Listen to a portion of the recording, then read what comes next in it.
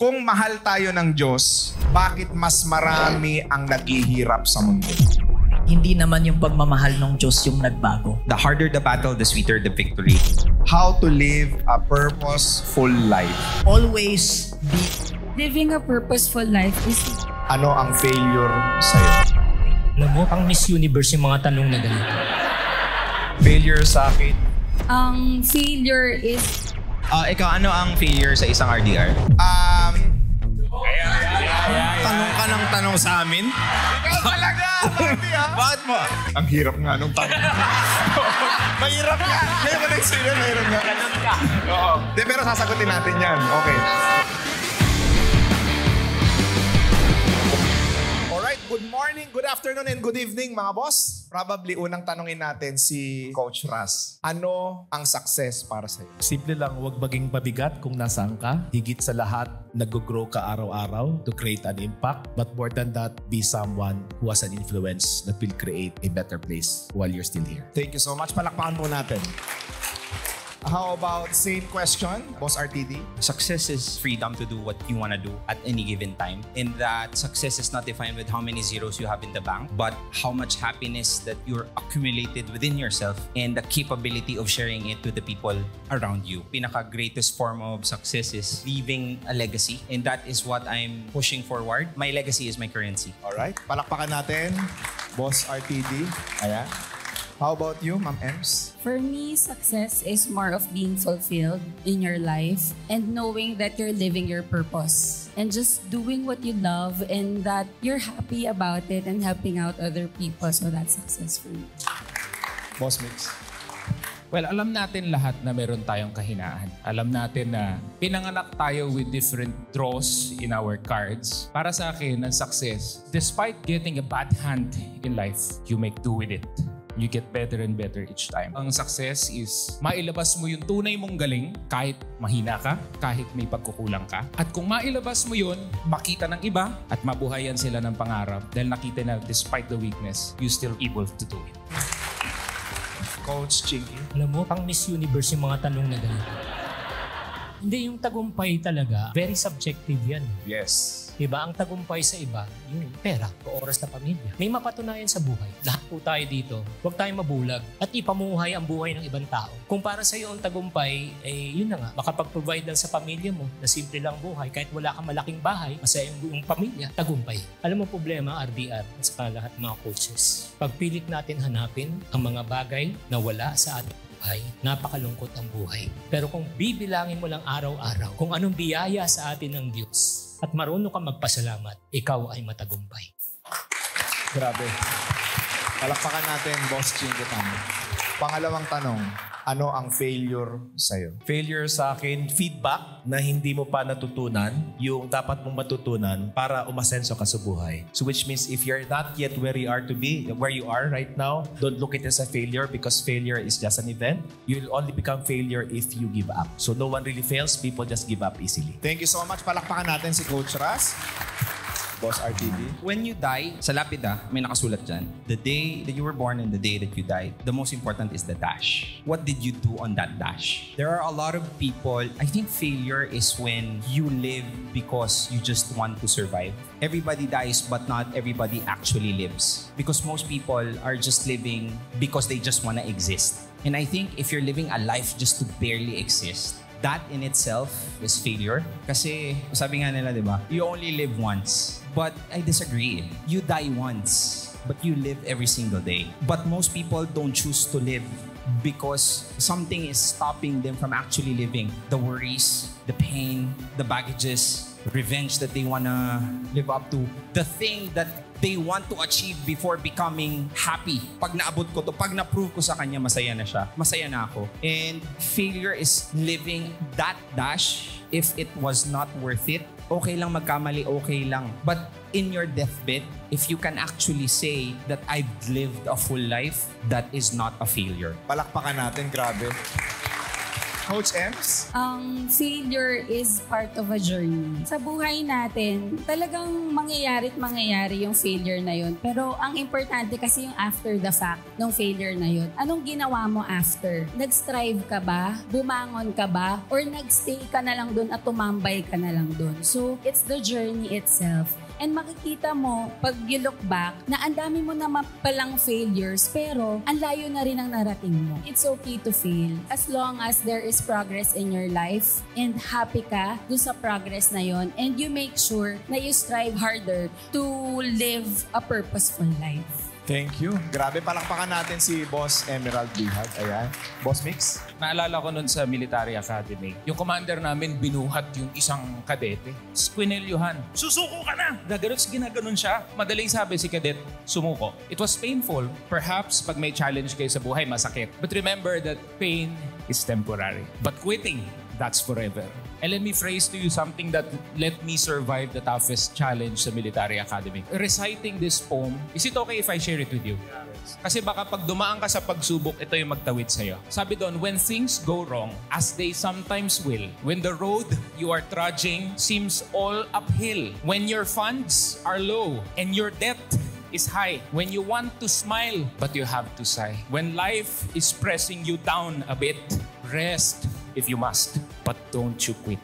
Life is queer with its twists and turns, and every one of us sometimes learns that often the struggler turns about face. When he might have won had he stuck it out. Do not give up when the pace seems low, for you may succeed with another blow. Success is failure turned inside out, the silver tint in the clouds of doubt. And you can never tell how close you are. It may be near, but it seems so far. So stick to the fight when you are hardest hit. It's when things get worse that you must not quit. Naintindihan nyo? Yes. Okay, thank you so much. Boss Chinky? Parang gusto ko nang i-memorize yung The Tree. I mean, The Tree na poem. Grabe, doon ako bumaksak. Hindi talaga. Hindi ko, ang galing nito talaga. Oh. Seriously, let's be realistic. Magpakatotoo tayo. We all want to avoid failure. Because failure is pain. Pero failure is not the person. It's a one-day event. Hindi pagkatao mo ang nag-fail. Nag-fail ka lang sa ginagawa mo, sa negosyo mo. At saka please lang naman sana, kung mahirap ang sitwasyon mo ngayon, wala kang pera, huwag mong sabihin, mahirap ako. Mahirap lang ang sitwasyon mo, pero hindi yung pagkatao mo. Tanungin niyo ako bakit? Kasi pag nagkapera ka, hindi ka na mahirap eh. Are you guys learning? Pangatlong tanong. Ikaw, RDR, what is failure? Tanong ka ng tanong sa amin? Ikaw talaga! Ikaw, ano ang failure sa isang RDR? Ang failure para sa akin, it is success. Parehas po yan. Bakit? Hindi mo maiintindihan ang success kung hindi mo naranasan yung failure. That's it. Alright. Ano? Okay. Ano, Darbs? Ano? Thank you, Miss Manila, for that wonderful answer. Alright, pangatlong tanong. Kung mahal tayo ng Diyos, bakit mas marami ang naghihirap sa mundo? Gandang tanong. Uy, grabe yun. Lalim. Ito ang aking personal na sagot. No? Number one, hindi naman yung pagmamahal ng Diyos yung nagbago. Yung pagkakakilala natin sa Diyos, yung naiba. Kasi para rin yung kung mapagmahal ng Diyos, bakit ang daming religion nag-aaway?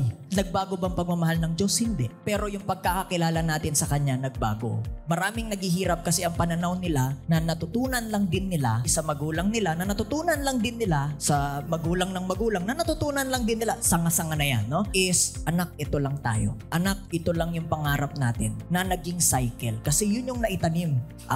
Maybe kaya ako mahirap kasi ito daw yung will ni Lord. Pag ginamit mo na si Lord, sino pang kukontra sa'yo? Pangalawa, ang mahal daw ni Lord yung mahirap. O, pag ginamit mo na yung pagmamahal ni Lord sa kahirapan, paano ka pa kukontrahin yan? Wala na. So, hindi ang pagmamahal ng Panginoon ang nagbago. Bakit? Yung mga taong meron bang mga mahirap na yumaman? Ano ang difference? Nagtiwala. Merong mga nagtiwala, merong mga nag-hard work pero hindi nagtiwala. Anong ending? Hindi pa rin naging successful or hindi pa rin yumaman. Sabi nga, no, if grace is an ocean, lahat tayo malulunod. Pero bakit maraming naghihirap? Kasi maraming gamit baso lang para sumandok. Tapos pag inom, sasabihin, kawawa naman ako. Sabi ni Lord, Bakit ka ba nagre-reklamo? Ayan yung ocean. Ba't di ka sumagap ng sumagap? Magagalit ba siya kapag sumagap? Hindi. Bakit? Kasi nag-uumapaw. Hindi naman nawala yung pera eh. Nalipat lang sa mga tunay na naniniwala.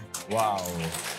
Thank you so much, Coach Mix Flores. Coach Ras. Siguro I'd like to take a look at this on two kinds of hirap. May isa hirap sa pera, isa hirap sa buhay. Kaya yung hirap sa pera, ako kasi lumaki ako yung hardcore na blessed are the poor for they shall inherit the kingdom of God. Can you imagine pag nagsisimba kami, meron ka maayos yung pamilya ko, pero pag nagsisimba kami, hindi ka pwedeng pumorma ng masagana kasi nga, we took the blessed are the poor for they shall inherit the kingdom of God literally. Can you imagine the shame, guilt that I associate myself with money? The last money block na na-release ko sa buhay ko, nung hindi pa ako nag-earn ng 7-8 figures, isa lang po. What would my Christian friends say about me if I am very, very rich? And that was what I released. And the moment I released that, the 7-8 figures income was just flowing in my life. So that's one. The second here is yung hindi lang hirap sa pera, pero hirap sa buhay, which means health, relationship. It's simply because, again, ego. We all live in ego. And ego stands for edging God out, which means if anything is going on for your life na mali, kini-question mo siya rather than, Lord, what are you teaching me? How can I expand myself more? How can I be a blessing to the world? And in fact, the biggest trouble of humanity right now is really taking a look at on heaviness in the heart simply because we forget the last 7 words when He was crucified. Father, forgive them for they do not know what they're doing. So kung hirap ka sa buhay mo, not financially,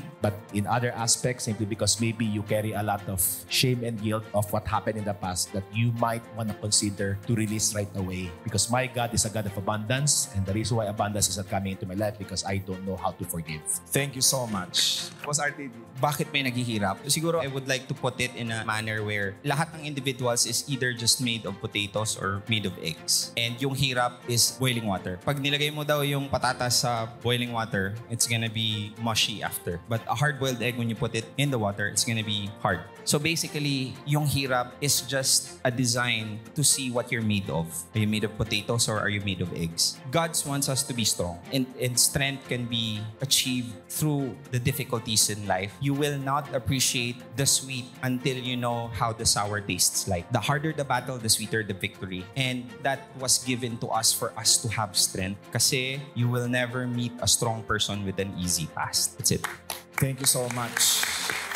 Boss Ems? There are plenty of resources for everyone in this world. So, ang naghihinder lang talaga sa atin is our ability to think na para sa atin yun.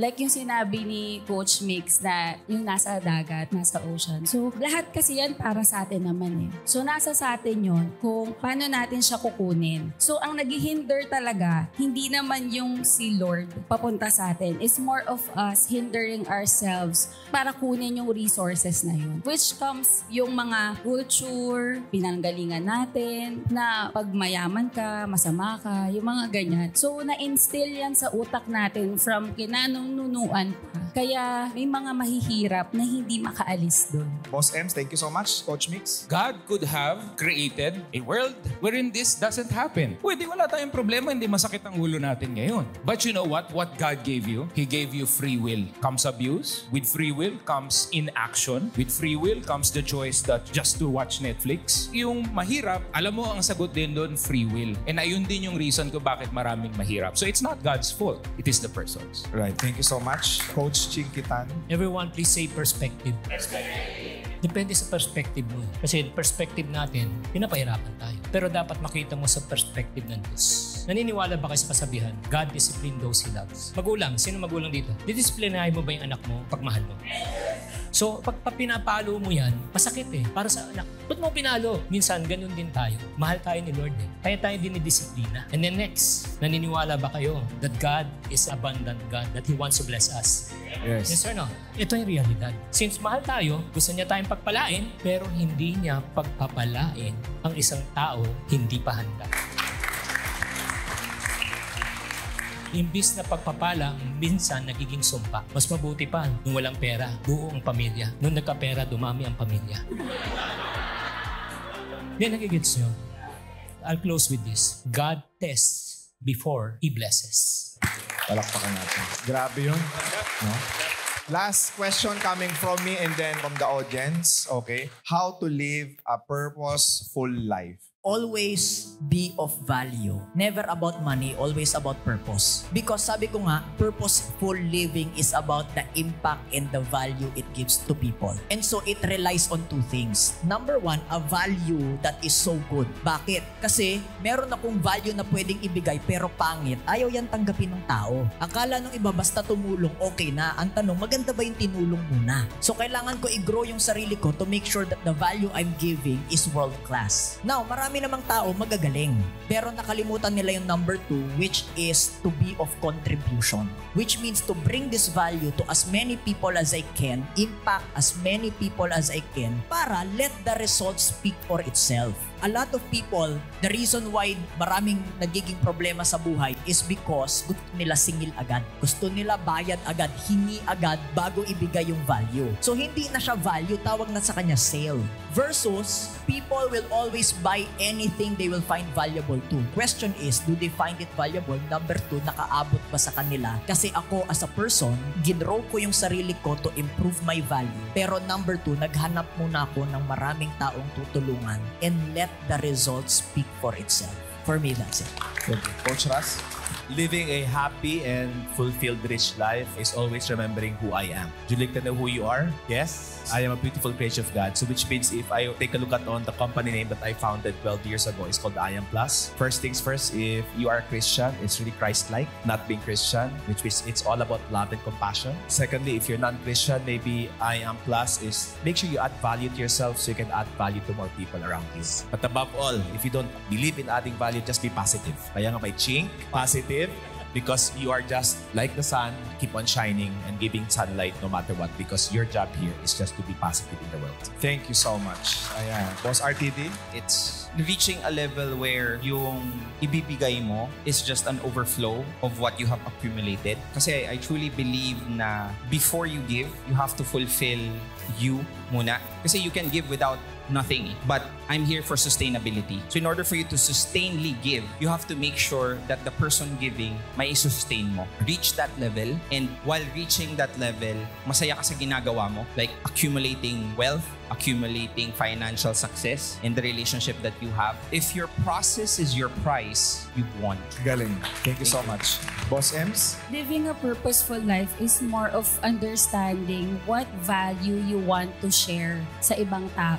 And then, by doing that, ikaw mismo, mafulfill mo rin. And then, yung value na yun, na pinoprovide mo sa sarili mo, mag-overflow talaga siya. And yun yung mabibigay mo sa ibang tao. So, having that kind of purpose, yung pagiging purposeful kasi, ibig sabihin, may gusto kang tulungan, may gusto kang value na i-provide. Hindi lang siya about yourself. It's not just about living your own life na nag-iisa ka na lang. Di ba? Dami mo kang pera, pero nag-iisa ka lang. It's more of really opening up your heart and giving, providing, and giving value, sharing, and loving others, and full of compassion. Thank you, Boss Ems. Coach, run as fast as you can. Push yourself to the limits. And perhaps win a championship. And we might applaud, we might celebrate. Pero baka ako hindi pa. Kasi para sa akin, ang purposeful life, if you slow down a bit, turn around, go back to the starting line, and look for the old, look for the weak, look for the disadvantaged. Look at those who did not get a good hand. Hold them by the hand, and then finish the race together. Yun lang. Galing. Okay. Hindi, ano bang ibig sabihin ng purpose sa wikang Pilipino? Purpose, layunin. Tama? Full. Ano ibig sabihin sa wikang Pilipino? Punong-puno. Dapat ang buhay natin ay punong-puno ng layunin. So paano ka mapupuno ng layunin kung hindi mo kilala ang iyong sarili? Galing. Nagigets nyo? Yes. You cannot lead others if you cannot lead yourself. Do you want to live a purposeful life? Yes or no? Yes. Know who you are. Kaya napakahalaga ng discovery session. Tanungin nyo kay Coach Ras sa IM Plus, you should really know and discover who you are. That's the starting point. Do you want to live a purposeful life? Lahat kayo dito. Yes or no? Yes. I hope and I pray that one day, joining RDR, the group of RDR, joining IM Plus, I hope one day I want to see all of you standing here in front of this stage.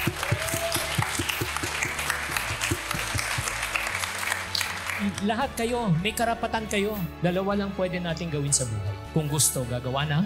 Kung ayaw, maraming. I thank you.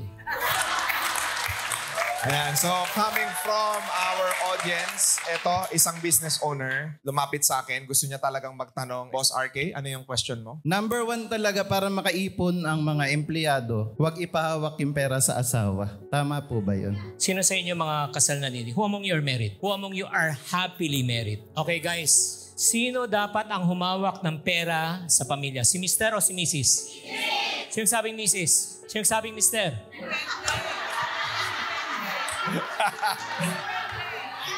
Coach Russ, RDR, I may be wrong. Alam mo sino dapat humawak? Kung sino man sa inyong mag-asawa ang mas marunong, mas magaling, mas disiplina, siya dapat ang humawak ng pera. Pag sinasabi mo babae, paano kung pinakasalan mo may sakit tuwing nakakita ng 99 sale nanginginig? Hindi titigil yan hanggat di nakapag-check out. Paano kung pinakasalan mo lalaki, ang daming bisyo, umiinom, nagsusugal ng babae, minsan, nagigets nyo? That's number 1. Number 2, para sa empleyado nyo, ang kailangan magbago talaga, yung mindset. Alam naman natin, kailangan mag-ipon pero maawain tayo. Pag may nangutang lang sa'yo na makamag-anak, kahit wala ka, ibibigay mo pa rin. Pag hindi nagbagong mindset nyo, maniwala kayo. Walang mangyayari po. Last 3 question tayo, diretso na ho kayo sa tanong. Yes. Hi, Richard. Ay, hello po. Diretso na. Chinky, idol talaga to. Ang isa talaga sa mga struggles sa mga entrepreneurs, lalo na ako, yung procrastination. Paano ko to malabanan? Yung pangalawang tanong kay Sir Darbs, ano ba yung magandang gamitin? Yung Facebook na account or FB page? Okay, kay Boss Chinky muna. Pag lumabas ang libro ni RDR, basahin niyo. The best way that you can be with a person is when you learn how a person think. Gusto nyo bang maabot kung ano naabot ni RDR sa buhay? Yes or no? Yes. Kailangan alamin mo yung proseso kung paano siya mag-isip. Now, isi-share ko sa inyo, I always plan that I'm going to live 100 years. But I always live every single day as if today will be my last day. Grabe. Kung ganun ka mag-isip, every single day, gagawa ko ng content, iisipin ko, ito yung pinakahuling content ko. Kung magbebenta ako, ito yung huling pagkakataon magbebenta ako. Anong gagawin mo? Bibigay mo yung best. Kung ganun ka mag-isip, kapatid, magbabagong pananaw mo sa mga. Yun. Napakaganda. Boss RTV. You should post sa Facebook page, not a profile. Because pag Facebook page, you will get all the details that you need. So later on, mamamonetize siya ng full. And at the same time, you get demographics. Yung demographics na yun, makikita mo kung saan yung audience mo, ano yung age group nila. And those details can also be a reason bakit makikipag-collaborate sa'yo ang other brands. And one more thing, you have to have a separation of your page and your personal. Kasi kung yung personal mo, yun din yung maraming content, hindi mo na maseseparate kung sino yung personal na nagre-reach out sa'yo at sino yung mga taong nagre-reach out from your fan base. And when you create content, you have to aim that you're gonna be big. And once you're big, it's so different to separate it. So, post from a page, not a profile. Probably, para magbigyan natin last question. Hello, I'm JM Robles. So I would like to ask Coach Russ particularly, but we want to know all other speakers' point of view on this one. So Coach Russ, since we noticed common denominator of successful people are energy, since energy is money. Coach Russ, how do we manage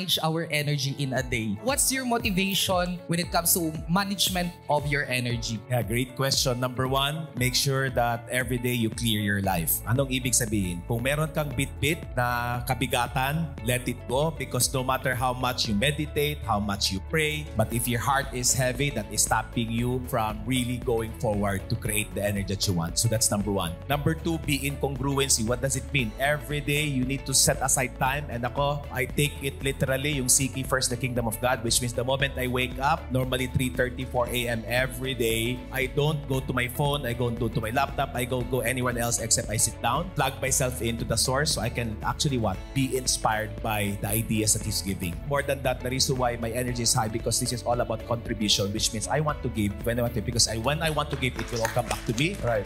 And above all is the really character of integrity that is all about how you live your life consistently with clearing your life, congruency, competence up, but above all, make your life about contribution. Okay, last question, Ma'am Jocelyn.